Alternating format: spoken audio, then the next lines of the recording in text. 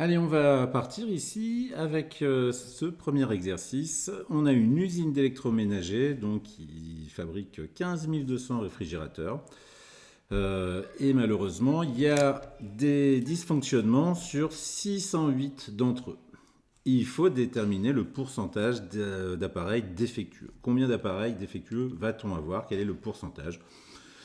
Alors, on va pour cela construire tout de suite un tableau de proportionnalité. Allez, je viens de faire donc le tableau de proportionnalité.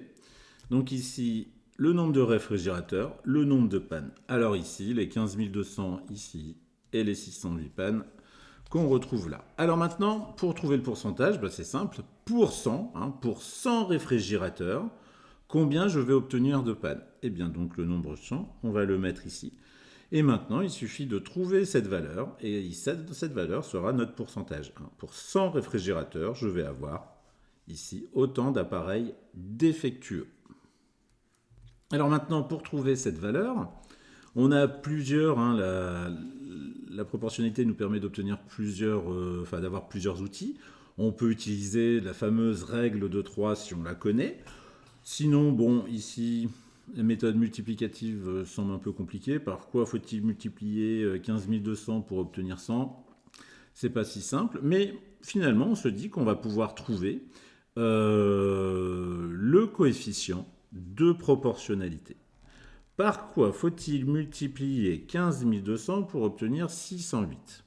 Eh bien, il faut multiplier par... Alors, je vais peut-être l'écrire ici parce que j'ai un peu plus de place.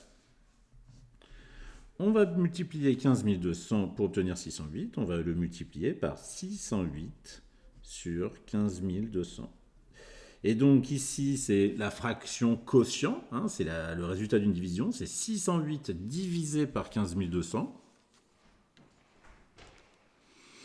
Donc on peut prendre la calculatrice, on va le faire. 608 divisé par 15 200. Hop, là, je me suis trompé ici. Et on obtient notre résultat, 4 centièmes.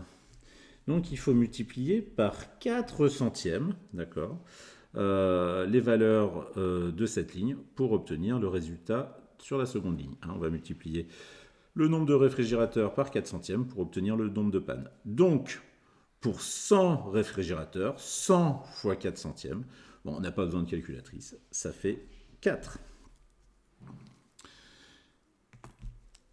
Et donc, on peut simplement donc écrire la phrase réponse. Le pourcentage d'appareils défectueux est de 4%. Et voici pour ce problème.